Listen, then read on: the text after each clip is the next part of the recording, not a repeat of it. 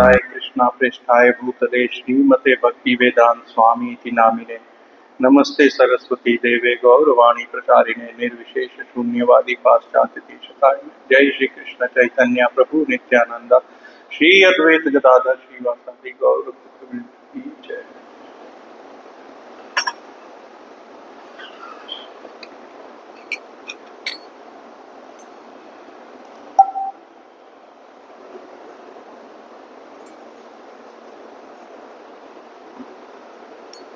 जय राधा माधव जय कुंज विहारी।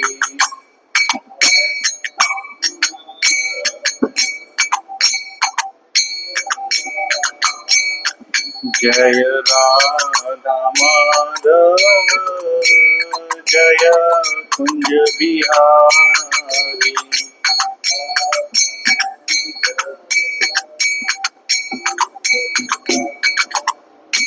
जय गोपी जन वल्लभ गिरधरधारी।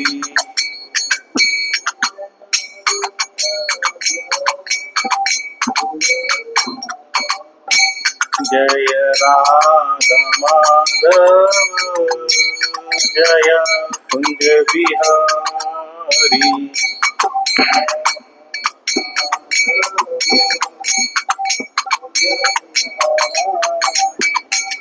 यशोदानंदन ब्रज जन रंजन।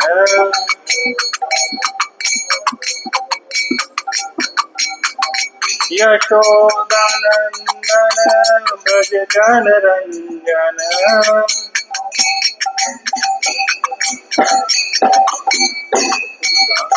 राधा माधव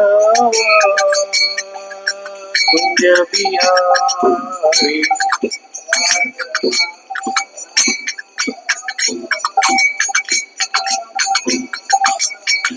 जय गोपी जन वल्लभ गिरधरधारी।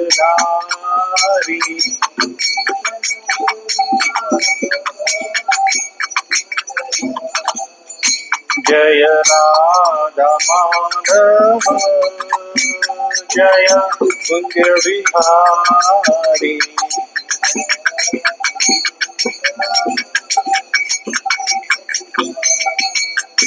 जय राधा माधव जय कुंज बिहारी।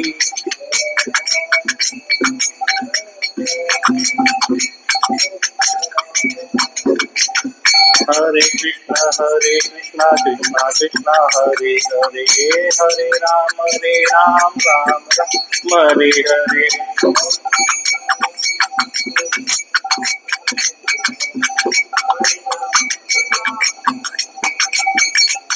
हरे कृष्णा कृष्णा कृष्णा हरे हरे हरे राम राम हरे हरे।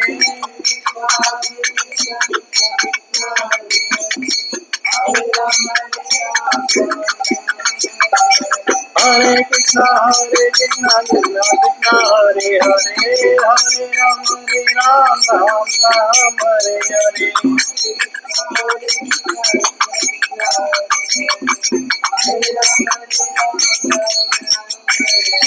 हरे कृष्णा कृष्णा कृष्णा हरे हरे हरे राम राम हरे हरे।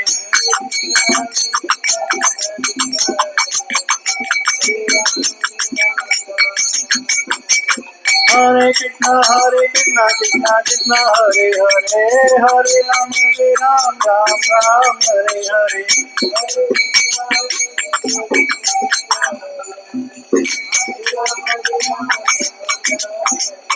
जय राधा गोपीनाथ राधे।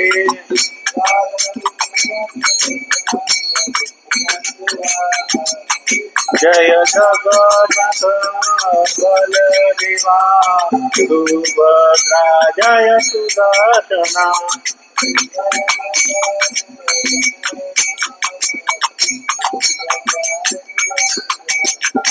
जय लक्ष्मी नरसिंह जय लक्ष्मी नरसिंह लक्ष्मी नरसिंह जय बहुत प्रणाम।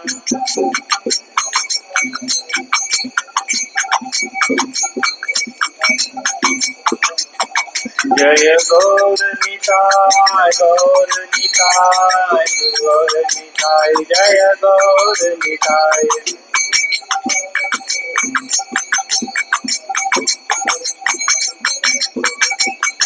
जय जय प्रभुपाद प्रभुपाद प्रभुपाद जय जय प्रभुपाद।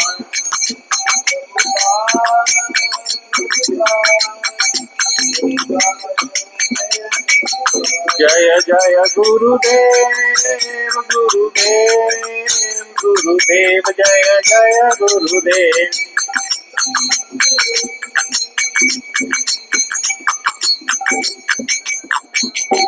श्री काला गोपीनाथ की, श्री जगन्नाथ बलदेव सुभद्रा की, श्री गौर निताय की, जगतगुरु शील प्रभुपाद की, आप सब भक्तवृंद की जय। नमो ओम विष्णु। ओम नमो भगवते वासुदेवाय। ओम नमो भगवते वासुदेवाय। ओम नमो भगवते वासुदेवाय। नारायणं नमस्कृत्यां नरं चैव नरोत्तमं देवीं सरस्वतीं व्यासं ततो जयमुदीरयेत्। शृणावता स्वकथा कृष्ण पुण्य श्रवण कीर्तन इत्यन्तेषु हिद्रभद्राणि विधुनोति सहस्तताम्। नष्टप्रायेषु भद्रेषु नित्यं भागवत सेवया भगवत उत्तम श्लोके भक्तिर्भवति नैष्टिकी। कृष्णाय वासुदेवाय देवकी नंदनाय च नंद गोप कुमाराय गोविंदाय नमो नमः। हरे कृष्णा। तो आज हम लोग श्रीमद् भागवतम कैंटो 3 चैप्टर 14 श्लोक संख्या 31 को देखेंगे और इसको देखेंगे। आज के श्लोक में प्रभुपाद जी ने हमारे लिए क्या शिक्षाएं लिखी हैं, तो मेरे पीछे पीछे श्लोक को दोहराने की कोशिश कीजिएगा। 31 नंबर श्लोक है। सविदित्वात् भार्यायास्तम निर्बद्धं विकर्मणि नत्वादिष्टाय रहसि तया कोपविशेषहि। सविदित्वात् भार्यास्तां निर्बन्धं विकर्मणि नत्वादृष्टाय रहसि तया कोपविशेषहि। सविदित्वात् भार्यायास्तं निर्बन्धं विकर्मणि नत्वादृष्टाय रहसि तया कोपविशेषहि। दोहराएंगे।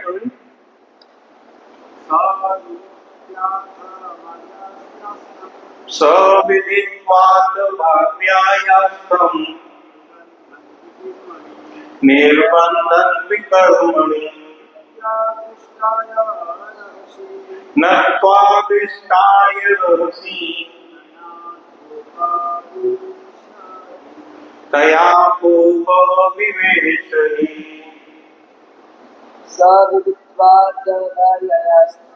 सविदित्वात् भार्यायास्तम् निर्बन्धं विकर्मणि नत्वा दृष्टाय रहसि तया तोपविवेशहि।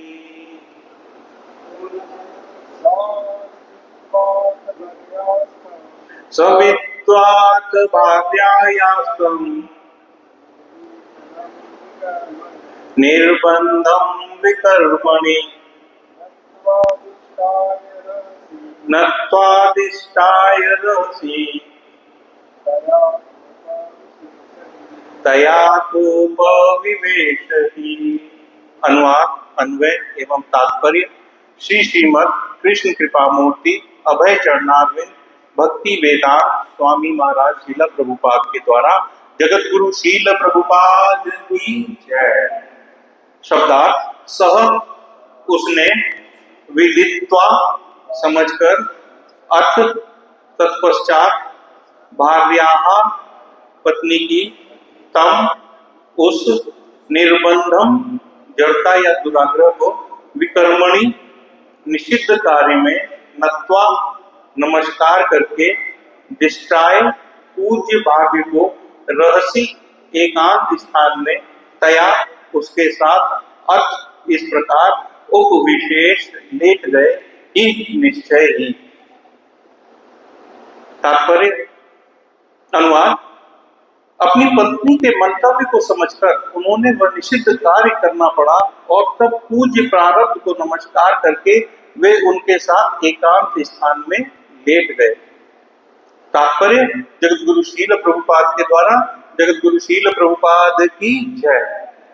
कश्यप की अपनी पत्नी के साथ बातों से ऐसा लगता है कि वे शिव के उपासक थे और यद्यपि वे जानते थे कि ऐसा निषिद्ध कार्य करने से शिव उन पर प्रसन्न नहीं होंगे, किंतु अपनी पत्नी की इच्छा के कारण वे ऐसा करने हेतु बाध्य थे। अतएव उन्होंने प्रारब्ध को नमस्कार किया। वे जानते थे कि ऐसी असमयिक संभोग में जो भी संतान उत्पन्न होगी वह निश्चय ही अच्छी नहीं होगी, किंतु वे अपने आप को बचा नहीं पाए क्योंकि वे अपने पत्नी के प्रति अत्यधिक कृतज्ञ थे। किंतु ऐसी ही दशा में जब ठाकुर रविदास एक वैश्य के द्वारा अर्धरात्रि में मोहित किए गए तो उन्होंने कृष्ण भावनामृत में अपनी सिद्धि के कारण उस प्रलोभन से अपने आप को बचा लिया। एक कृष्ण भावना भावित व्यक्ति तथा दूसरों में यही अंतर है। कश्यप मुनि महान विद्वान तथा प्रारब्ध थे, प्रबुद्ध थे और वे नियमित जीवन के सारे विधि विधान जानते थे, फिर भी वे अपने आप को कामेच्छा के आक्रमण से बचा नहीं पाए। ठाकुर हरिदास न तो ब्राह्मण कुल में उत्पन्न हुए थे न ही स्वयं ब्राह्मण थे, फिर भी कृष्ण भावना भावित होने के कारण वे अपने आप को ऐसे आक्रमण से बचा सके। ठाकुर हरिदास प्रतिदिन 3 लाख भगवान नाम का जाप करते थे। श्लोक को समझने से पहले एक बार मंगलाचरण कर लेते हैं। ओम ज्ञानतिमिरान्धस्य ज्ञानाञ्जनशलाकया चक्षुरुन्मीलितं येन तस्मै श्री गुरुवे नमः। श्री चैतन्य मनोभीष्टं स्थापितं येन भूतले स्वयं रूप कदा मह्यं ददाति स्वप्नदान्तिकं। वन्देऽहं श्री गुरु श्रीयुतपदकमलं श्रीगुरून् वैष्णवांच श्रीरूपं साग्रजातं सगण रघुनाथान्वितं तं सजीवं सावधैतं सावधूतं परिजन संगितं कृष्ण चैतन्य देवं श्रीराधा कृष्ण पादान् सगण ललिता श्री विशाखान्वितांश्च। हे कृष्ण करुणा सिंधु दीनबंधु जगतपते गोपेश गोपिका कांत राधा कांत नमस्तुते। तप्त कांचन गौरांगी राधे वृंदावनेश्वरी वृषभानुसुते देवी प्रणमामि हरिप्रिये। वाञ्छाकल्पतरुभ्यश्च कृपा सिन्धुभ्य एव च पतितानां पावनेभ्यो वैष्णवेभ्यो नमो नमः।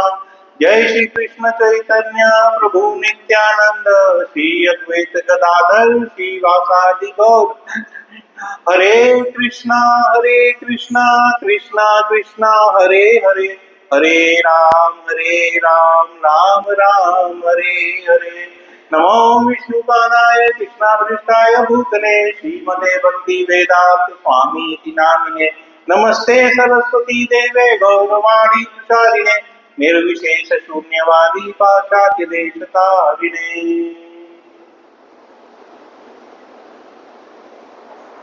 हरे कृष्णा। तो श्री राधा गोपीनाथ की जय, जगन्नाथ बलदेव सुभद्रा महारानी की जय, गौर निताय भगवान की जय। देखिए, आज का जो श्लोक है ना, वो पिछले कुछ श्लोकों से थोड़ा अलग है, लेकिन बहुत गहराई इसके अंदर जो शिक्षाएं प्रभुपाद ने दी हैं, वो बड़ी गहराई की शिक्षाएं दी हुई हैं। आज के श्लोक में क्या है कि कश्यप मुनि अपने पत्नी के मंतव्य को समझकर उन्हें वह निषिद्ध कार्य करना पड़ा और तब पूज्य प्रारब्ध को नमस्कार करके वे उनके साथ एकांत स्थान में चले गए। आज के श्लोक में कश्यप मुनि जानते हुए भी कि जो कार्य करने जा रहे हैं वो निषिद्ध है, उसके बावजूद भी अपने पत्नी के आग्रह के कारण वो अपने आप को आज रोक नहीं पा रहे हैं। और श्रील प्रभुपाद अपने तात्पर्य में इनकी तुलना किससे कर रहे हैं? ठाकुर हरिदास जी से, जो अत्यंत कठिन परीक्षा में भी कृष्ण भावनामृत के शरण के कारण अपने आप को बचा पाए, और आज कश्यप मुनि अपने आप को बचा नहीं पा रहे हैं। तो इस चीज को हम देखेंगे, लेकिन प्रसंग का थोड़ा सा समझते हैं पीछे क्या चल रहा था। दिति ने जिद करी शाम के समय कामदेव के वश में आकर के उसे पुत्र प्राप्ति करनी है। कश्यप ऋषि को उन्होंने इसका आग्रह किया। कश्यप ऋषि जानते थे कि ये दोनों समय मिले की बेला है, संध्या की बेला है। इस वक्त शिव जी अपने गणों के संग भ्रमण पे निकलते हैं, और गणों का कार्य क्या होता है, शिव जी का कार्य क्या होता है कि जहां पे भी कोई स्त्री उस वक्त संभोगरत है और गर्भावस्था की अवस्था में होती है, तो उनके जो गण होते हैं उनको शिव जी एक शरीर प्रदान करते हैं। वो क्यों करते हैं? क्योंकि वो उनके मोक्ष के कारण है। ये बात कश्यप ऋषि को पता थी, और पीछे 28वें नंबर श्लोक में देखा हो आपने, तो कश्यप ऋषि ने उनको क्या बोला है? अपना छोटा भाई बोला है शिव को। शिव जी कौन है? उनके कश्यप के छोटे भाई। क्यों? क्योंकि कश्यप की पत्नी दिति की सबसे छोटी बहन के संग शिव जी का विवाह हुआ था, तो साली के पति को भाई बोला जाता है। इस रिश्ते में कश्यप ऋषि जानते थे कि वो भाई है मेरा, और वो भ्रमण पे निकला हुआ है, और उसके गण इस वक्त गर्भाशय में प्रवेश कर लेंगे, और जो भी संतान उत्पन्न होंगी वो कैसी होंगी? आसुरी प्रवृत्ति की। ये जानते हुए भी बहुत अच्छे से कि संध्या का समय है और निश्चित ही आसुरी प्रवृत्तियां ही संभोग की वजह से पैदा होंगी, फिर भी वो दिति के आगे हार गए, और आज उन्होंने दिति की आगे सरेंडर करते हुए उसकी कामेच्छा को पूरा किया। यहाँ पे एक शब्द आता है कि विकर्मणि, निषिद्ध कार्य में। देखिए, कश्यप मुनि कोई साधारण मुनि नहीं थे। इसको हम साधारण दिमाग से या साधारण वचनों से सिर्फ ये नहीं समझ सकते कि वो कामोवेश में पढ़ करके उन्होंने ऐसा कार्य किया। कश्यप ऋषि कोई छोटे मोटे ऋषि नहीं थे, कोई नॉर्मल आदमी नहीं थे। कश्यप ऋषि को सब पता था, उन्हें ये बहुत अच्छे से पता था कि आसुरी पुत्र पैदा होंगे जो पृथ्वी पे संहार करेंगे, जो पृथ्वी को प्रताड़ित करेंगे। इसलिए वो दिति को रोकना चाहते थे, लेकिन दिति के आगे फिर आज उनको झुकना ही पड़ा। यहाँ पे कश्यप मुनि को हम कोई साधारण व्यक्ति समझने की गलती नहीं कर सकते। जिस तरीके से, यस प्रभु जी, हाँ, सबसे ऊपर है कश्यप ऋषि, तो सारे संतान ही कश्यप ऋषि की हैं, कश्यप गोत्र से। तो हम सामान्य मनुष्य क्या समझेगा कि कश्यप ऋषि आज काम वासना में गिर गए और अपनी विवेक को खो बैठे हैं, लेकिन हमें ऐसा नहीं सोचना चाहिए। ये कश्यप ऋषि के लिए अपराध हो जाएगा। कश्यप ऋषि कोई अज्ञानी व्यक्ति नहीं थे, वो महान ऋषि थे। वे अत्यंत विद्वान थे तथा शास्त्रों के नियमों को भली भांति जानते थे। उन्हें पता था, उन्हें मालूम था कि इस वक्त ऐसा कार्य करने से शास्त्रों के विपरीत परिणाम होगा, और इसीलिए उन्होंने दिति को मना किया। लेकिन फिर समझने वाली बात है कि फिर समस्या आई क्यों, फिर ये समस्या आई क्यों? जब कश्यप ऋषि को सब कुछ पता है, उसके बावजूद भी कश्यप ऋषि के सामने ये समस्या आई क्यों और उनको सरेंडर क्यों करना पड़ा? समस्या ज्ञान की कमी नहीं थी। अगर आप सोचें कि उनको ज्ञान नहीं था इस बात का, ऐसा भी नहीं था, उनको समझ ज्ञान था। तो समस्या ज्ञान की कमी नहीं थी, समस्या थी इंद्रिय प्रलोभन के सामने उस ज्ञान को लागू न कर पाना। जो ज्ञान उनके अंदर था, जो दूरदर्शिता उनके पास थी, लेकिन उस ज्ञान को, उस दूरदर्शिता को वो आज इस वक्त जब इंद्रिय प्रलोभन चरम पे है दिति की, तो वो उसको लागू नहीं कर पाए। यही प्रभुपाद जी अपने तात्पर्य में बहुत बड़ा एक सिद्धांत दे रहे हैं आज, और उसी के समय वो बता रहे हैं कि कश्यप ऋषि एनलाइटेंड होने की, ज्ञानी होने के बावजूद भी वो स्वेच्छा से कामोक्षा के आगे सरेंडर कर गए। और वहीं ठाकुर हरिदास कृष्ण भावनाभावित होने की वजह से एक वैश्या के प्रलोभन को भी पार कर गए। आप दोनों में अंतर दिख रहे हैं। तो इससे केवल ये नहीं है कि केवल ज्ञान ही पर्याप्त नहीं है। ऐसा नहीं है कि अगर आपके पास सारा ज्ञान है तो आप पूर्ण पुरुष हैं या आप किसी भी माया के उससे बच जाएंगे। ज्ञान पर्याप्त नहीं है। हम सब जानते हैं कि हमारे जीवन में क्रोध करना गलत है, झूठ बोलना गलत है, ईर्ष्या करना गलत है, अत्यधिक मोबाइल देखना गलत है, काम वासना के पीछे भागना गलत है। इन सब चीजों का ज्ञान हमें है, लेकिन क्या सिर्फ जानने भर से हमारे अंदर बदलाव आता है? जब ऐसी परिस्थिति आती है तो क्या हम इस ज्ञान की वजह से अपने इन कुरीतियों पे कंट्रोल कर पाते हैं? हमें पता है कि वैष्णवों को भक्तों के साथ बड़ा मधुर संबंध रखना चाहिए, बद्ध जीवों के संग उन पे दया करनी चाहिए, क्रोध नहीं करना चाहिए। लेकिन जब कभी ऐसी परिस्थिति आती है तो हम सबसे पहले अपना आपा खो बैठते हैं। हमें ज्ञान है इस बात का, लेकिन हम उस ज्ञान को उस परिस्थिति में लागू नहीं कर पा रहे हैं। ये सबसे बड़ी समस्या है। और आज कश्यप ऋषि के इस कार्य की वजह से प्रभुपाद जी हमें यही शिक्षा दे रहे हैं कि ज्ञान होना पर्याप्त नहीं है। पर्याप्त क्या है? पर्याप्त है उस ज्ञान का उस समय उपयोग करना। इसलिए दो चीज होती है, एक होता है नॉलेज और एक होता है रियलाइजेशन। मुझे नॉलेज है कि भारत में नियम है, अगर मैं चोरी करूंगा तो मुझे सजा मिलेगी, पुलिस जेल में डाल देगी, इस बात की मुझे नॉलेज है। लेकिन उसके बावजूद भी मैं चोरी कर रहा हूं। क्यों? क्योंकि इस बात का मुझे रियलाइजेशन नहीं है। जिसको इस बात का रियलाइजेशन होता है वो कोई भी ऐसे कार्य नहीं करता है। तो प्रभुपाद जी अपने लेक्चर में हमेशा कहते हैं कि मुक्त आत्मा और बुद्धिमान व्यक्ति वही है जो दूसरों की गलतियों से खुद की गलतियों को न करने का अवसर बना ले। देखिए, हम सबको पता है चोरी करना पाप है, चोरी की सजा है, लेकिन जरूरी है क्या कि ये सजा जब मुझे मिले तभी मैं इस बात को समझूं? मैं ये दूसरे को देख के समझ सकता हूं ना कि अमुक व्यक्ति ने चोरी करी, उसको सजा मिली, तो मैं इस कार्य को ना करूं। कुछ लोग कैसे होते हैं, जब तक मुझ पे नहीं बीतेगी तब तक मुझे पता नहीं चलेगा। तो ऐसे लोगों को मूढ़ आत्मा बोला गया है। इसीलिए शास्त्रों का ज्ञान रखना एक बात है और शास्त्रों के अनुसार जीवन जीना वो दूसरी बात है। जब जब आप शास्त्रों का ज्ञान रखेंगे लेकिन शास्त्रों को अपने आचरण में नहीं लाएंगे, यकीन मानिए तब तक आप इंद्रिय तृप्ति में फंसते रहेंगे। इंद्रिय तृप्ति इतनी प्रबल है, इतनी प्रबल है इंद्रिय तृप्तियां। भगवान भगवत गीता 2.60 में अर्जुन से कहते हैं कि यततो हिपि कौन्तेय पुरुषस्य विपश्चित इंद्रियाणि प्रमाथीनि हरन्ति प्रभवम मनः। हे कुंती पुत्र, विवेकी मनुष्य भी अपनी इंद्रियों के वश को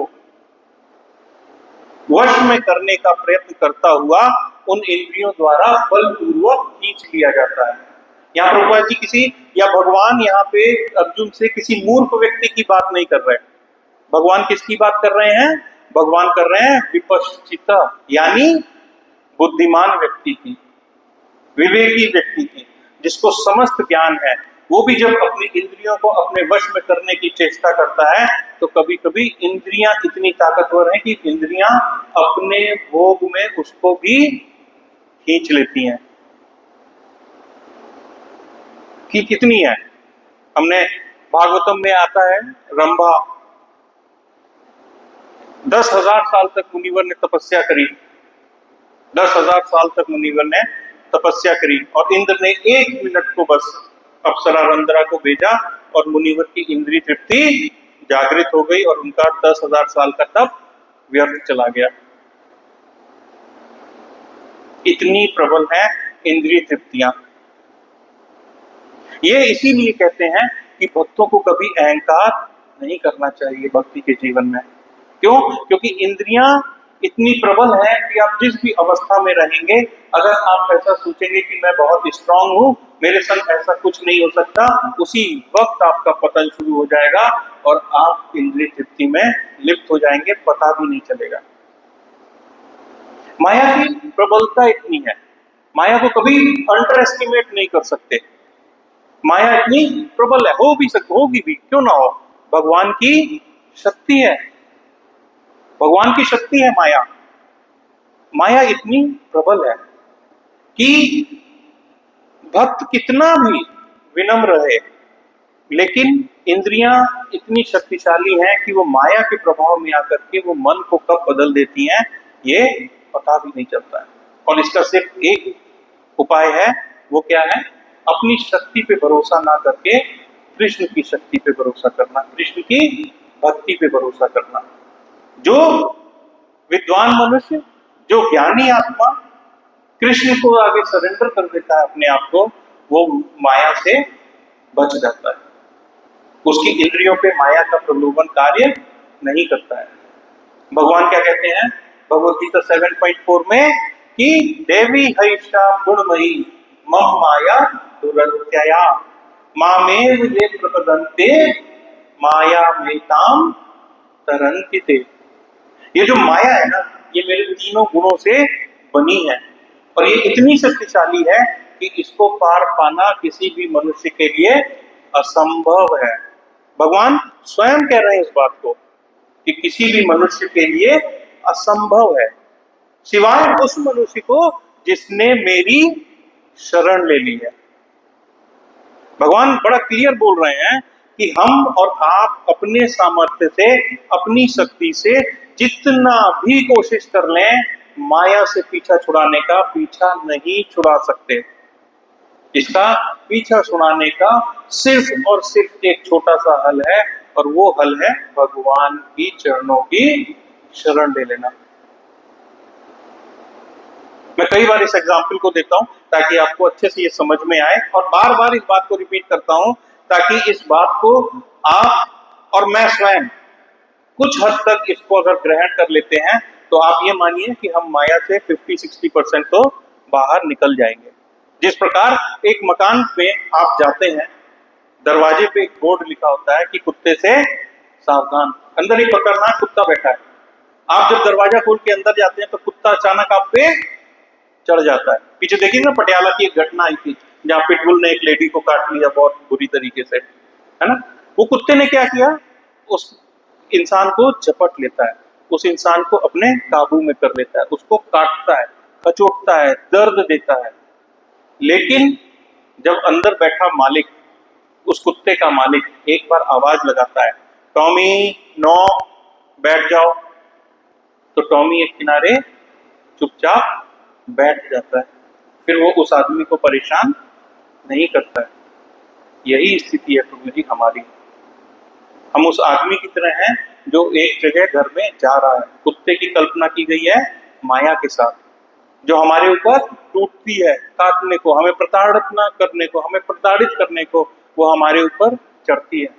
लेकिन अगर हम कृष्ण की शरण में हैं, अगर मकान का मालिक आपको जानता है, तो वो उस कुत्ते को अगर बोलेगा टॉमी नो, बैठ जाओ, भगवान कृष्ण अगर माया को बोलेंगे नो माया नो, ये मेरा भक्त है, इसको टच नहीं करना है, तो माया एक किनारे बैठ जाएगी, वो आपको परेशान नहीं करेगी, वो आपके रास्ते में नहीं आएगी। तो कृष्ण की शरण जब जब आप लेंगे तब आप माया से बच सकते हैं। हमारे अंदर कोई सामर्थ्य नहीं है, सामर्थ्य है कृष्ण की शरण में जाने से और कृष्ण की भक्ति करने से। यही अंतर आज कश्यप मुनि और ठाकुर हरिदास में प्रभुपाद जी अपने तात्पर्य में दिखा रहे हैं। कश्यप ऋषि ज्ञानी थे, जिनको ये तक पता था कि ये शिव जी मेरे छोटे भाई हैं और उनके भ्रमण का समय है, और इस वक्त अगर हम संभोग करके पुत्र रत्न की प्राप्ति करते हैं तो निश्चित ही उसके अंदर से जो पुत्र निकलेंगे वो आसुरी प्रवृत्ति के निकलेंगे। त्रिकालदर्शी थे, उनको फ्यूचर भी दिखता था, भूत भी दिखता था, वर्तमान भी दिखता था, इतने महान ऋषि थे। लेकिन कुछ क्षण के लिए ही माया के प्रकोप में आकर और संध्या वेले में अपनी पत्नी के संग संभोग करने के लिए राजी हो गए। क्यों? क्योंकि उस वक्त माया ने उनकी बुद्धि के ऊपर अटैक कर दिया। वो ये समझते थे कि मैं अपने सामर्थ्य से माया से लड़ लूंगा और मेरी इंद्रियां मेरे कंट्रोल में है। वहीं ठाकुर हरिदास, जब वैश्या उनके पास आई, वैश्या उनके पास क्यों भेजी गई थी, उसका मूल कारण क्या था? क्योंकि ठाकुर हरिदास जी निरंतर हरिनाम किया करते थे। प्रभुपाद जी अपने तात्पर्य में लिख रहे हैं कि ठाकुर हरिदास प्रतिदिन 3 लाख भगवान नाम का जाप किया करते थे। 3 लाख भगवान नाम का, एक मंत्र में 16 भगवान नाम है, तो 3 लाख भगवान नाम एक दिन में करते थे। अगर आप कैलकुलेट करेंगे तो मैं आपको छोटा छोटा बता दूं कि 1 घंटे में 48 माला किया करते थे वो। हमारी आपकी 1 घंटे में कितनी होती है? कितनी होती है? 8, 9। वो 1 घंटे में 48 माला किया करते थे। अगर आप 24 घंटे का कैलकुलेशन लगाएंगे तो ये स्थिति थी उनकी, ये चेतना थी हरिदास ठाकुर की। हरिदास ठाकुर केवल जप नहीं किया करते थे, वो एक चेतना का स्थिर, चेतना का स्तर है जब मन कृष्णमय हो जाता है, जब मन में कोई और विचार आता ही नहीं है, वो चेतना का स्तर है। हरिदास ठाकुर एक नाम नहीं है, हरिदास ठाकुर हमारे लिए एक चेतना का स्तर है जब हमारा मन पूर्णतः कृष्णमय हो जाता है। ये सभी वो कोई ब्राह्मण नहीं थे, उनको कोई ज्ञान नहीं था। आप अगर आचार्यों की टीका देखेंगे तो ठाकुर हरिदास के पास कोई ऐसा ज्ञान नहीं था, कोई ज्ञान नहीं था। वो शास्त्रार्थ नहीं करते थे, उनको शास्त्रों का बिल्कुल भी ज्ञान नहीं था। शायद जहां तक मैंने पढ़ा है कहीं पे भी ये वर्णन नहीं आया कि उनको शास्त्रों का कोई ज्ञान था। उनको शास्त्रों का कोई ज्ञान नहीं था। मुस्लिम परिवार में पैदा हुए थे, उनको सिर्फ एक चीज था, कृष्ण का नाम का भक्ति करना, कृष्ण का नाम लेना। उनके पास उसके अलावा कोई कार्य नहीं था। तो वो चेतना का स्तर है। उस चेतना पे रहने पे, कृष्ण भावना भावित होने की वजह से जब वैश्या आई थी, क्या नाम था? लक्षिरा। जब वैश्या आई उनके पास, इस प्रलोभन से आई कि आज इनका हरिनाम का मुझे जाप तुड़वाना है और इनको इंद्रिय प्रलोभन में फंसाना है। हुआ क्या? ठाकुर हरिदास ने क्या बोला उस वैश्या को? स्त्री, तुम भी यहां बैठो, मेरा जाप जिस वक्त खत्म हो जाएगा उस वक्त मैं तुम्हारे संग संभोग करने के लिए चलूंगा। वैश्या को लगा उसका काम बन गया, 2 घंटा जाप कर लेगा, 4 घंटा कर लेगा, 6 घंटा कर लेगा, उसके बाद तो चलेगा, आज इसका टूटेगा व्रत। लेकिन वो एक दिन में 3 लाख माला करते थे, 3 लाख नाम लिया करते थे, भगवान नाम लिया करते थे। करते करते करते करते नाम सुनते सुनते सुनते सुनते सुनते उस वैश्या का मन भी बदल गया। देखिए ये भक्तों की गुण होता है, ये भक्तों का गुण होता है। भक्त स्वयं भी सुरक्षित रहता है और उसके पास आने वाला जो जीव है उसको भी सुरक्षा प्रदान करता है। उसको सुरक्षा कैसे प्रदान करता है? उसको कृष्ण के निकट ले जा करके, उसको कृष्ण का रास्ता बता करके, उसको कृष्ण के दर्शन करा करके। ये वैष्णवों का, वो अपनी तो सुरक्षा करते हैं लेकिन संग में जो उनके आश्रय में आता है उसकी भी सुरक्षा करते हैं। ठाकुर हरिदास और कश्यप, दो एग्जाम्पल हमारे सामने हैं। कश्यप ऋषि कृष्ण भावना भावित नहीं थे, वो सरेंडर कर गए।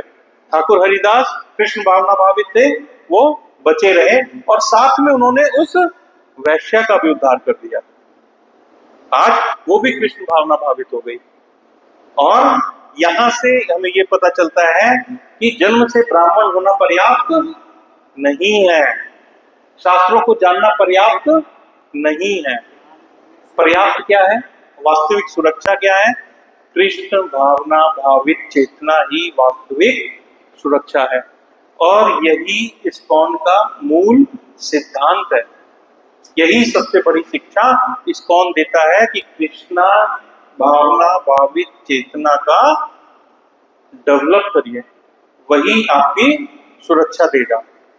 देखिए, भक्ति में आने के बाद कई लोग कहते हैं ना वैराग्य हो जाता है, भक्ति में नहीं भेजेंगे हम अपने बच्चे को, वो वैरागी हो जाएगा। होता है गुरु जी, मेरे संग बड़ा हुआ है। मैं इनिशियली में जब आया था और लोगों को पता चला भक्ति में आए हैं, तो कई लोगों ने कई बात बोली, अब वैरागी हो जाएगा, अब ये छोड़ देगा सब कुछ छोड़ के वैरागी हो जाएगा, तब पता चलेगी बड़ा भक्ति भक्ति लगी है। लेकिन ये गलत धारणा है। भक्ति हमें किसी भी चीज के लिए ना करना नहीं सिखाती है प्रभु जी। ये लैपटॉप है प्रभु जी, ये लैपटॉप है, इसका अगर यूज मैं पिक्चर देखने के लिए करता हूँ, यूट्यूब देखने के लिए करता हूँ, तो ये मुझे भक्ति से डिस्ट्रैक्ट करेगी।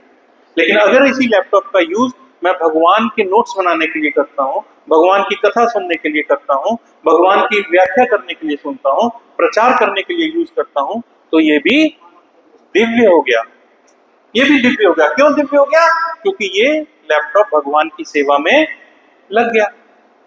तो भक्ति हमें ये नहीं कहती कि ना करो, भक्ति हमें वैराग्य नहीं सिखाती है, बल्कि हमारे आचार्य चैतन्य महाप्रभु ने हमें क्या कॉन्सेप्ट दिया है?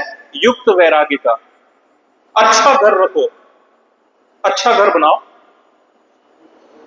अच्छा घर बनाओ, अच्छी शादी करो, गृहस्थ जीवन में जाओ, लेकिन माया के प्रलोभन में नहीं जाओ। खूब सुंदर सा घर बनाओ, खूब बड़ा घर बनाओ, खूब कमाओ, लेकिन उस घर में उतना ही सुंदर एक भगवान का मंदिर भी बनाओ।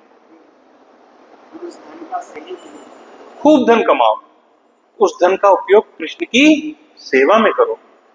भक्ति ये नहीं कहती कि कमंडल उठाओ और हिमालय चले जाओ सब छोड़ के, नहीं।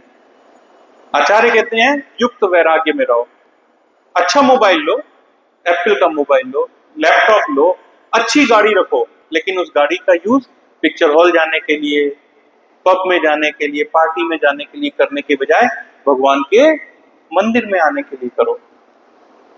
तो चीजें, किसी चीज की कोई मनाही नहीं है।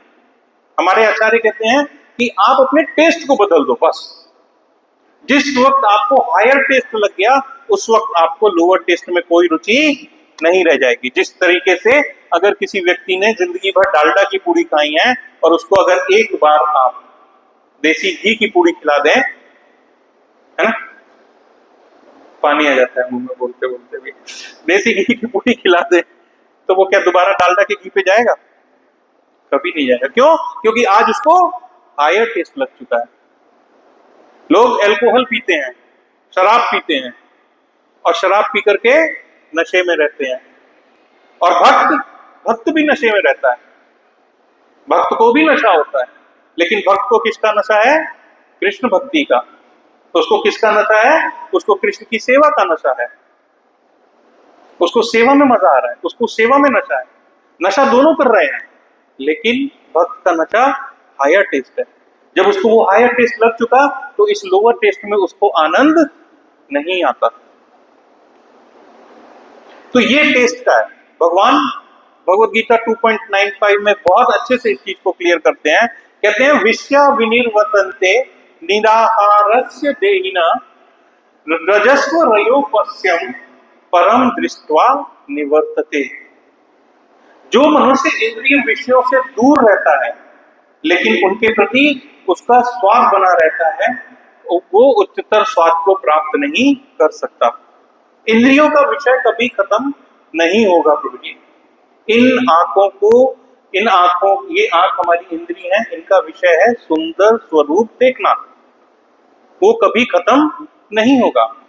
इन आंखों को अगर आप मल दिखाएंगे तो ये आंखें मल देखना पसंद नहीं करती हैं।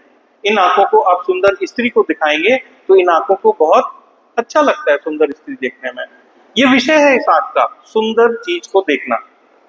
हमारे ऊपर है कि हम इन दृष्टि का यूज किसी सुंदर स्त्री को देखने में करते हैं या भगवान राधा गोपीनाथ को देखने में यूज करते हैं। उसको सुंदर दिखना उसका विषय है, विषय आप कभी नहीं खत्म कर सकते। कभी ऐसा नहीं हो सकता कि आप 24 घंटे और पूरी जिंदगी आंख बंद करके बैठे रहें कि ना बुरा देखना है, ना बुरा देखना है, ना बुरा देखना है, ऐसा हो ही नहीं सकता। आपको सिर्फ उसके विषय चेंज कर देना है, आपको सिर्फ उसका डाइवर्जन चेंज कर देना है। इस जीव का, इंद्रिय है हमारी, जीव का क्या है?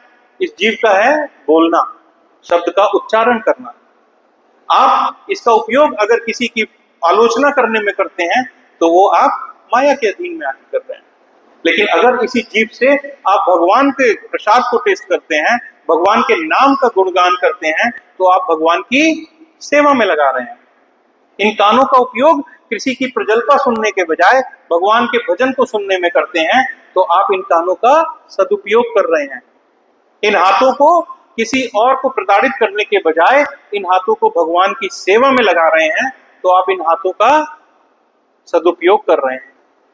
इन पैरों को कहीं पब में, कहीं पिक्चर हॉल में, कहीं किसी पार्टी में जाने के बजाय अगर भगवान के दरवाजे पे आने के लिए यूज कर रहे हैं, तो आप इस इंद्रिय का सदुपयोग कर रहे हैं। तो इंद्रिय विषय कभी खत्म नहीं होगा प्रभु जी। ये बहुत गलत धारणा है कि हम एक ऐसी अवस्था पे पहुंच जाएंगे जहां हमारे इंद्रिय के विषय समाप्त हो जाएंगे और इंद्रियों की हमारी जो वो लालसा है वो खत्म हो जाएगी। इंद्रियों की लालसा कभी खत्म नहीं होती प्रभु जी।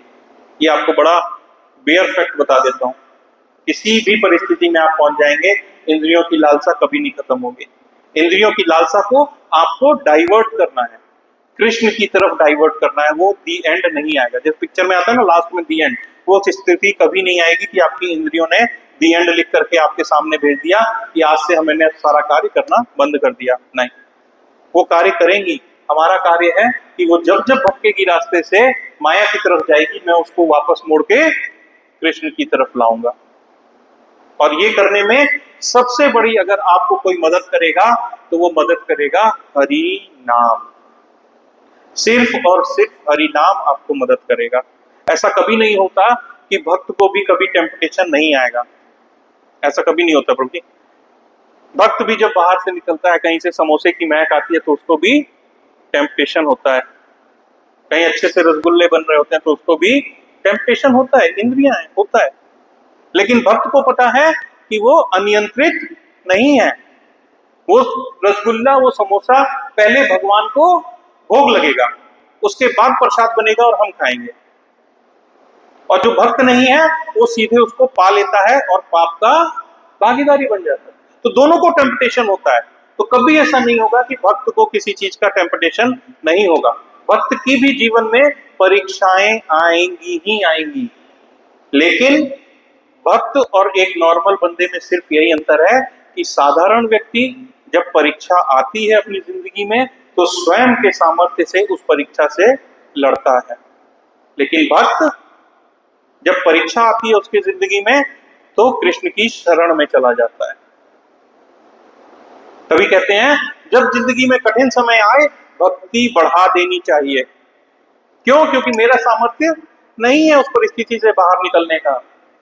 सामर्थ्य सिर्फ और सिर्फ पूर्ण पुरुषोत्तम भगवान श्री कृष्ण के पास है। और अगर मैंने उनकी शरण पकड़ ली तो उस माया को एक ही इंस्ट्रक्शन देंगे कि टॉमी बैठ जा, इस बंदे को परेशान नहीं करना है, और वहीं आप अपनी समस्याओं से पार निकल जाएंगे। हमारी जीवन का सबसे बड़ा शत्रु आज की डेट में पता क्या है? काम इच्छा। काम सबसे बड़ा शत्रु है हमारे जीवन का। आज की अगर परिस्थिति का बात करें, काम सबसे बड़ा शत्रु है हमारे जीवन का। ये जो इच्छाएं है ना, ये काम है। अगर ये इच्छाएं कामोवेश में हमारी पूरी हो जाती हैं तो हमें लालच आ जाता है, और करना है और करना है और लिप्त होना है। और लेकिन जब ये काम इच्छाएं पूर्ण नहीं होती है तो हमें क्रोध आ जाता है। और क्रोध आने से क्या होता है? हमारा बुद्धि भ्रमित हो जाती है और हम भगवान को नहीं पहचान करके हम माया की तरफ चले जाते हैं। चैतन्य चरितामृत में मध्य लीला 2.59 में एक श्लोक आता है, वहां कहते हैं कि कृष्ण सूर्य सम माया है अंधकार, जहां कृष्ण होए तहां मायार नहीं अधिकार। भगवान कृष्ण की कल्पना उस श्लोक में किससे कर रहे हैं तुलना? एक सूर्य से। और माया की किससे कर रहे हैं? अंधकार से। तो जब सूर्य की रोशनी होती है तो कहीं आपको अंधकार नजर आता है? नहीं आता है। लेकिन जब सूर्य की रोशनी नहीं होती है तो अंधकार ही अंधकार होता है। आज के दिन में अगर आप देखेंगे तो ग्रुप में जो प्रभुपाद जी का कोटेशन आया है वो भी माया पे आया है। प्रभुपाद जी अपने कोटेशन में क्या कह रहे हैं कि माया, श्री राधा गोपीनाथ की जय, जगन्नाथ बलदेव सुभद्रा महारानी की जय, श्री गौर निताय भगवान की जय, जगतगुरु शील प्रभुपाद की जय। प्रभुपाद जी आज के कोट में क्या कह रहे हैं कि माया भगवान के पीठ की तरफ रहती है। यह हमारे ऊपर है कि हम भगवान की पीठ की तरफ देखें या भगवान के चेहरे की तरफ देखें। अगर हम भगवान के चेहरे की तरफ देखते हैं तो माया हमें प्रताड़ित नहीं करती है। जिस जगह कृष्ण नाम आ गया ना, जहां पे कृष्ण जागृत हो गया ना, वहां सूर्य की तरह वो जगह चमचमा उठेगी, वहां माया का प्रलोभन नहीं रहेगा। और जहां कृष्ण नहीं है वहां माया रहेगी ही रहेगी। तो अगर हमें माया से बाहर, सबसे पहले तो हमें पता होना चाहिए हमारी बीमारी है क्या, हम वास्तव में बीमार हैं या नहीं है। सबसे पहले दवाइयां तो बहुत हैं लेकिन हमें पता तो हो हम बीमार हैं। प्रभु जी कल आपको जुकाम था, दवाई तो जुकाम की भी है, लेकिन क्या दवाई वो हम चलते फिरते ले सकते हैं? नहीं, वो तब लेते हैं जब हमें ये ज्ञान होता है कि हम बीमार हैं और हम किसी अच्छे वैद्य के पास जाते हैं जो हमें हमारी बीमारी के बारे में बताता है। डॉक्टर हमें बताता है कि भाई ये इश्यू है, तुम्हारा ये कोविड का टेस्ट होगा, HB1AC होगा और ये तुम्हारा ये दवाएं हैं। और उन दवाओं को जब हम लेते हैं तो हम सही हो जाते हैं ना प्रभु जी? कौन सी टैबलेट है वो? प्रोबायोटिक एक आती है, टैबलेट आती है प्रोबायोटिक, एंट्रोजर्मिना प्रोबायोटिक एक टैबलेट आती है प्रभु जी। एक एग्जांपल से आपको बताता हूँ वो क्यों यूज होती है। जब हमारे पेट में कोई गड़बड़ हो जाती है ना, अनरेस्ट रहता है पेट के अंदर, तो वो प्रोबायोटिक दिया जाता है और वो इतनी सी एक शीशी है, लिक्विड है, उसके अंदर 53 बिलियन एंजाइम्स है। 53 बिलियन यानी लगभग 5,500 लाख उसके अंदर एंजाइम्स है। क्या आप में से कभी किसी ने उस दवा को लेने से पहले उसमें एंजाइम्स को गिना है? किसी ने गिना है? हम क्या करते हैं, डॉक्टर के कहने पे उस दवा को लेते हैं और हमें विश्वास कैसे होता है? जब हमारी बीमारी उससे ठीक हो जाती है। सिंपल प्रोसीजर है।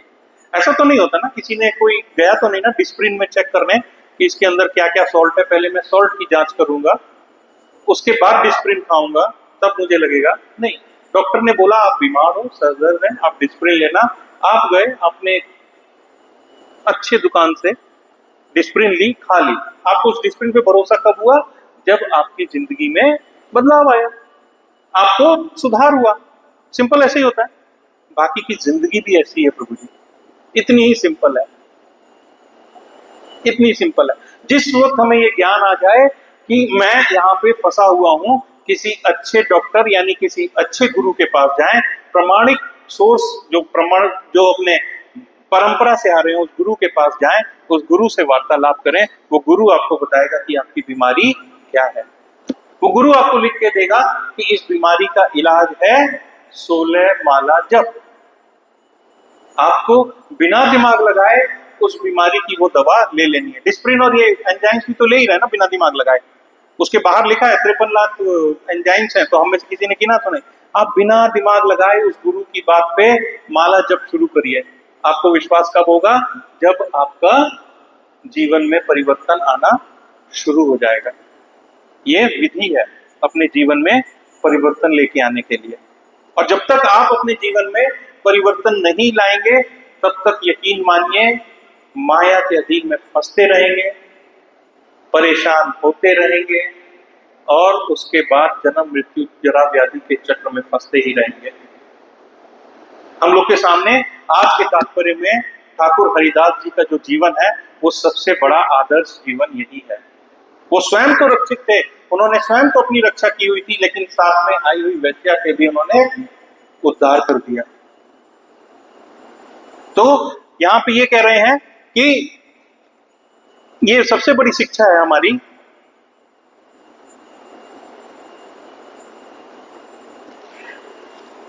कि जब जब हम कृष्ण भावना भावित रहेंगे, भगवान के साथ रहेंगे, भगवान के आश्रय में रहेंगे, भगवान की भक्ति के आश्रय में रहेंगे, तब तक हमें माया का कोई भी प्रलोभन नहीं हो सकता। अपनी इंद्रियों का यूज भगवान की सेवा में करो।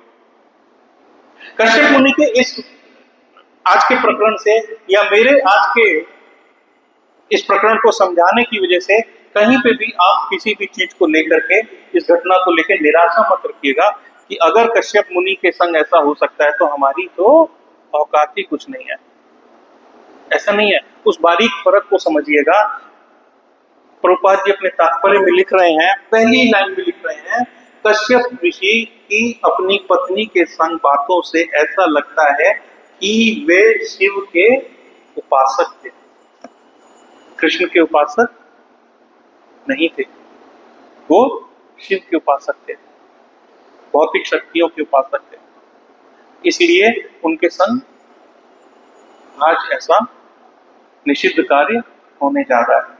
लेकिन जब आप कृष्ण के अंदर हैं, आप एडवांस्ड हैं, आपकी उन्नति जितनी होती जाएगी उतनी आप विनम्र होते जाएंगे, तो यकीन मानिए आपको कभी भी माया का टॉर्चर नहीं सहना पड़ेगा।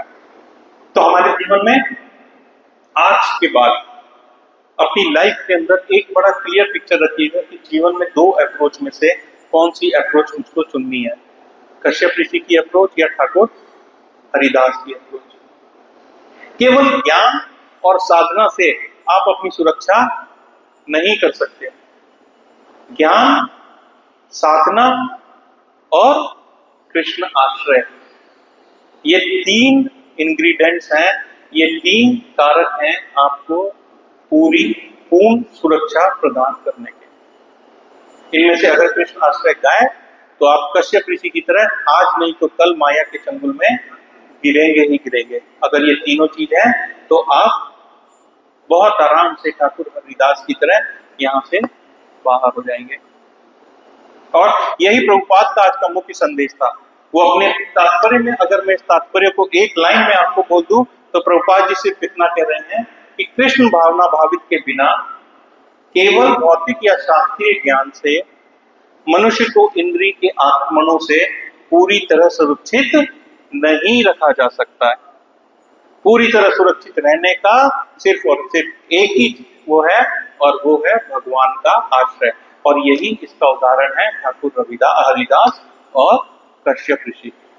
भगवान स्वयं भगवत गीता 18.58 में कृष्णा अर्जुन से कहते हैं कि यदि तुम अपना चित्त मुझ में लगाओगे तो मेरी कृपा से तुम सभी कठिनाइयों को पार कर जाओगे। और यही ठाकुर हरिदास जी की शक्ति थी। तो आज के श्लोक से, आज के व्याख्यान से 5 शिक्षाएं हम ले सकते हैं। पहली, ज्ञान आवश्यक है, लेकिन उस ज्ञान को जीवन में अप्लाई करना उससे भी ज्यादा आवश्यक है। ये पहली शिक्षा है, ज्ञान आवश्यक है। इसका मतलब ये नहीं कि ठाकुर हरिदास की तरह हम कर भी नहीं सकते हैं, उस स्तर की चेतना तो हमें आ ही नहीं सकती है ना। तो हम ये सोचे हम ज्ञान नहीं लेंगे, नहीं, ज्ञान आवश्यक है, लेकिन उस ज्ञान का इम्प्लीमेंटेशन अपने कैरेक्टर में, अपने आचरण में करना उससे भी ज्यादा जरूरी है। दूसरा, इंद्रियां शक्तिशाली हैं, इसलिए हमें अपने आध्यात्मिक स्तर पे कभी घमंड नहीं करना चाहिए प्रभु जी कि मैं वैष्णव बन गया, मैं उच्च वैष्णव हूं, वो निम्न वैष्णव है। है ना। किसी वैष्णव की निंदा, किसी किसी की भी निंदा नहीं करें अहंकार में आकर के, क्योंकि इंद्रियां इतनी प्रबल हैं कि वो जिस वक्त माया के प्रकोप में आई, कितने भी बड़ा आप आध्यात्मिक जीवन में कितनी उन्नति कर लें, सेकंड लगेगा नीचे गिरने में। एम आई राइट प्रभु जी? गलत तो नहीं है? सेकंड लगेगा नीचे करने में। इसलिए अपने आध्यात्मिक जीवन में इंद्रियों की प्रबलता को ये मानते हुए कभी घमंड मत करिए। तीसरी कि कृष्ण आश्रय ही वास्तविक सुरक्षा है।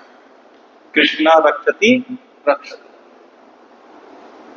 कृष्ण हमारी रक्षा करेंगे। उनका आश्रय ले लिया तो वो अब हमारी रक्षा करेंगे। चौथी, हरिनाम और निरंतर कृष्ण स्मरण से मनुष्य माया के आक्रमण से हमेशा बचा रहेगा। पांचवी, कि हमें टेम्पटेशन से दूर नहीं होना है, इंद्रिय विषयों से दूर नहीं होना है, बल्कि इंद्रियों को हायर टेस्ट देना है। और वो हायर टेस्ट क्या है? कृष्ण की सेवा, कृष्ण का प्रचार, कृष्ण का प्रसाद। हमें अपनी इंद्रियों को हायर टेस्ट देना है, लोअर टेस्ट पे नहीं फंसा के रखना है, उनको हायर टेस्ट दीजिए। और जितना आप हायर टेस्ट देंगे उतनी इंद्रियां आपकी प्रलोभनों से बची रहेंगी, टेम्पटेशन से बची रहेंगी। टेम्पटेशन आएगा, मैंने आपको बताया ना, कुछ अच्छी चीज बनता है तो हम भक्तों को भी लालसा रखती है, हमारे भी मुंह में पानी आता है। ऐसा नहीं है कि हमारे मुंह में पानी नहीं आता, लेकिन हमें क्या रहता है कि वो पहले भोग लगेगा, भगवान को जाएगा, फिर वहां से प्रसाद बन के आएगा, तब हम पाएंगे।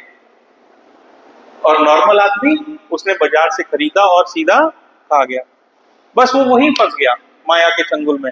उसने पाप किया, पाप खाया और माया के अंदर में आ गया। अब माया कहती है आ बेटा, अब मैं तुझे घोड़ा बनाऊंगी। फिर माया उसका टिकटिक टिकटिक टिकटिक टिकटिक पूरी जिंदगी निकाल देती है। तो हरि नाम का आश्रय जब जब हम लेते रहेंगे अपनी जिंदगी में, तब हम माया से बचते रहेंगे। और हमारी जिंदगी का उद्देश्य भी यही होना चाहिए कि माया की सेवा ना करके हम भगवान की सेवा करें। देखिए, सेवा किसी न किसी की करनी है, सेवा किसी न किसी की करनी है। हम और आप खाली नहीं बैठ सकते 24 घंटे। ऐसा नहीं हो सकता कि आप एक कमरे में बंद होकर के पूरी जिंदगी निकाल दें। सेवा करनी है, ये हमारा चॉइस है। मैं भगवान की सेवा करूं या माया की सेवा करूं, ये हमारा चॉइस है। और गृहस्थ जीवन इसीलिए कहा जाता है कि सबसे उत्तम जीवन है। लेकिन तब उत्तम है जब आप गृहस्थ जीवन का पालन गृहस्थ आश्रम की तरह करेंगे, गृह में भी होके नहीं करेंगे। आपकी मेधा अगर ग्रह में लग गई, गृहस्थी में लग गई, वही संतानोत्पत्ति, वही काम वासना, वही अपनों की पूर्ति, अपनों की इच्छाओं की पूर्ति में लगे रह गए, कृष्ण को माइनस कर दिया, तो वो गृहस्थ किसी भी गृहस्थ आश्रम है ही नहीं, वो एक पाप का कुआं है। लेकिन अगर गृहस्थ आश्रम में रह करके आपने अपनी संतानों को कृष्ण भावना भावित बनाया, आपने अपने परिवार को कृष्ण भावना भावित बनाया, आपने अपने परिवार के बीच में केंद्र में आपने अगर कृष्ण को रखा, तो वो गृहस्थ जीवन आपका गृहस्थ आश्रम में बदल जाता है। और प्रभु जी, मैं हमेशा कहता हूं, हर आश्रम की नींव गृहस्थ आश्रम है प्रभु जी, हर आश्रम की नींव गृहस्थ आश्रम है प्रभु जी। अगर कोई ब्रह्मचारी है तो वो भी गृहस्थ आश्रम की वजह से है, उसका अस्तित्व गृहस्थ आश्रम की वजह से है, तब आज वो ब्रह्मचारी है। कोई वानप्रस्थ में गया, कोई संन्यास में गया, कोई ब्रह्मचारी है, लेकिन इन सब का जो मूल केंद्र है वो है गृहस्थ आश्रम। इसलिए गृहस्थ आश्रम सबसे इंपॉर्टेंट है, और तब इंपॉर्टेंट है जब कृष्ण सेंटर में होंगे और हम ये जिम्मेदारी लें कि हमारे जो बच्चे हैं वो कृष्ण भावना भावित बने। अगर हर गृहस्थ आश्रम में रहने वाले जीव अगर इस भावना को ले लें, तो प्रभु जी देखिए, ये जमीन जिस पृथ्वी पे हम आप है ना, जिस कलयुग के मतलब चरम पे तो नहीं है, लेकिन कलयुग की अभी संध्या बेला में, अभी तो कलयुग कहते हैं आया नहीं है प्रभु जी, 10-1000 साल और लगेंगे कलयुग को आने में।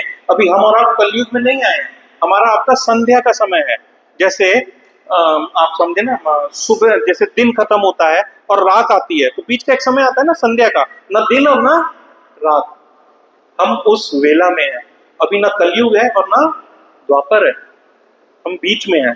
कलयुग और बीच में होने की वजह से ये स्थिति है, बीच में आज की डेट में बीच में रहने की ये स्थिति है। पेपर में आप सब ने पढ़ा होगा, अभी पीछे कल की बात है शायद, तो स्कूटर से रेस करते करते टक्कर हुई, मामूली बात पे गोली मार दी साहब। कल के या आज के पेपर, कल की घटना है शायद कहीं, है ना, स्कूटी से कार की टक्कर हुई, कार वाले ने बिना बात किए गोली निकाल के मार दी साहब, बंदा मर गया 24 साल का। वहीं पे बस स्टैंड के सामने हुई, वहां उसका लड़के का सर फाड़ दिया रॉड से, टक्कर पे। मतलब गाड़ियों की टक्कर तो नॉर्मल है, अब सोचिए हम कहाँ चला गया है समाज को जी, कितना विकृत अवस्था है समाज की। उसको बंदा मारने में सोचने की जरूरत नहीं पड़ रही है आज की डेट में। और ये तो हाल है तब जब हम संध्या काल में हैं, कलयुग में तो प्रवेश किए ही नहीं है। कहते हैं कलयुग में जाके तो आदमी आदमी को खाने लगेगा, और ये चलने लगा है। चाइना वाइना में सुनते हैं हम, कहीं न्यूज में आता है, कभी पढ़ लेते हैं यूट्यूब पे, कितना सच है कितना झूठ है नहीं पता, लेकिन वहां पे भी ह्यूमन ऑर्गन्स खाने लगे हैं लोग। तो अभी तो कलयुग आना है, उस कलयुग उस प्रचंड कलयुग से अपने संतानों को कैसे बचाएंगे? वो तभी पॉसिबल है प्रभु जी, जब बच्चे कृष्णा भावना भावित होंगे, हम कृष्णा भावना भावित होंगे, हमारा घर कृष्ण का घर होगा, हमारे घर के सेंटर में कृष्णा होगा, तभी कलयुग के प्रचार प्रभाव से हम बच पाएंगे। अदरवाइज कलयुग का बहुत बुरा प्रभाव है। ये मैं डरा नहीं रहा हूं, ये मैं आपको सिर्फ अवगत करा रहा हूं कि अगर कृष्णा को माइनस करते हैं तो कैसी लाइफ है, और कृष्णा की शरण में रहते हैं तो कैसी लाइफ है।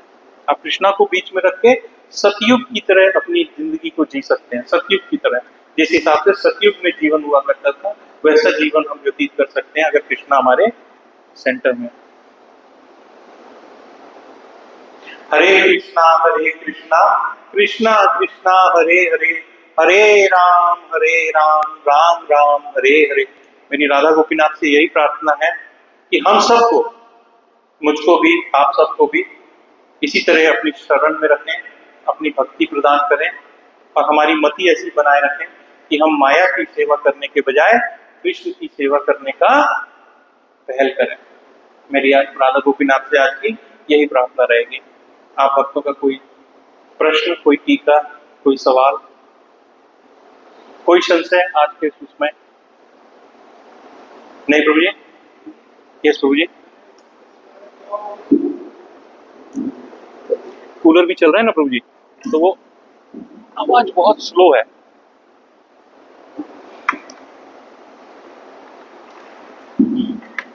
यस प्रभु जी।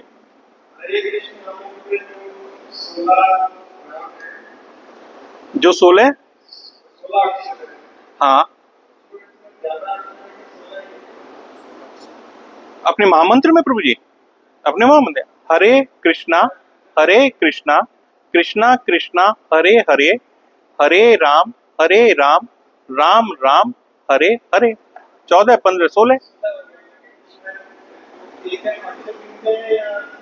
शब्द कह रहे ना, 16 अक्षर तो 32 हो गए ना, अक्षर तो 32 हो गए, नाम जो है वो 16 है, 16 नाम है एक उसमें, महामंत्र में 16 नाम है, अक्षर ज्यादा है।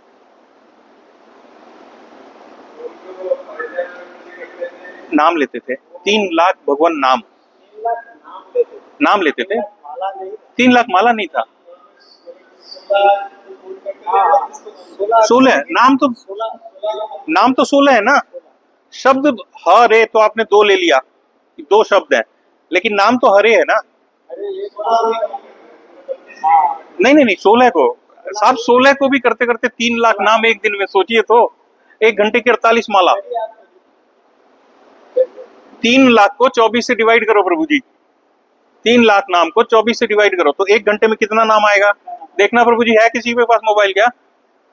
करना प्रभु जी, 3 लाख को 24 से डिवाइड करो।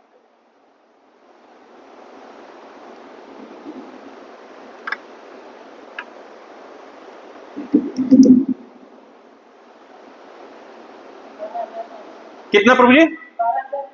12,500 नाम एक उसमें ना, और एक माला में 16, सॉरी एक उसमें मंत्र में 16 बार आता है ना। अब 16 से डिवाइड कर दो इसको,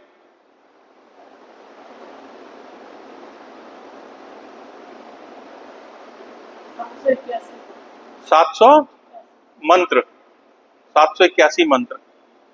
और 781 मंत्र को जरा अब माला से करो। 781 मंत्र हुआ ना 1 घंटे में, और एक उसमें हो गया 16 से डिवाइड करो है 48। 1 घंटे में 48 माला।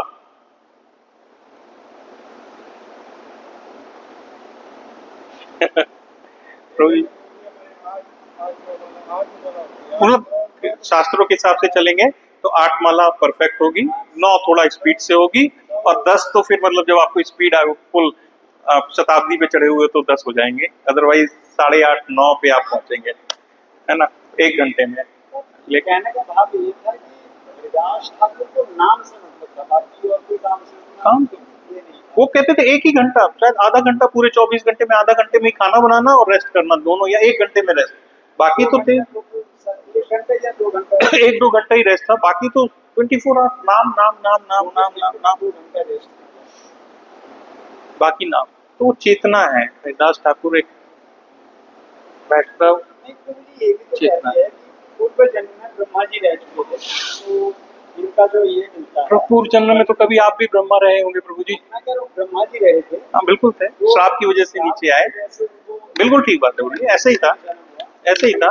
मैं पीछे वाले उसमें जन्म पे नहीं जा रहा, श्राप पे नहीं जा रहा, इस जन्म की स्थिति बता रहा हूँ कि कृष्ण आश्रय होने की वजह से एक वैश्या ने भी उनके ऊपर अपना प्रकोप नहीं। हाँ ये बात सही है आपकी। अगर हम लोग को ये पूर्ण ज्ञान होता कि हम लोग कौन थे,